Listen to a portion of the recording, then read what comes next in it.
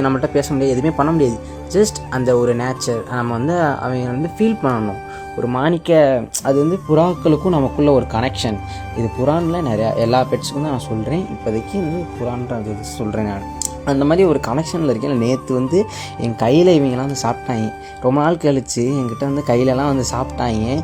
இதை பார்க்கையிலே வந்து கொஞ்சம் ஒரு மாதிரி ரொம்ப நாள் கழித்து வந்து என்னமோ நம்ம ஏதோ ஒன்று நம்மளோட ஒரு பொருளை வந்து விட்டுட்டு ரொம்ப நாள் கழித்து நம்ம கைக்கு வரையில் இப்படி வந்து எல்லாமே டோட்டலாக போகையில் வந்து ரொம்ப கஷ்டமாகி போச்சு எனக்குலாம்.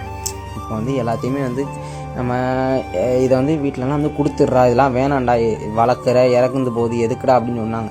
ஆனால் நான் வந்து அந்த சிக்ஸ்லாம் போச்சுன்னா விற்றுடுவேன். இந்த இவங்களை மட்டும் வச்சுருந்தேன்.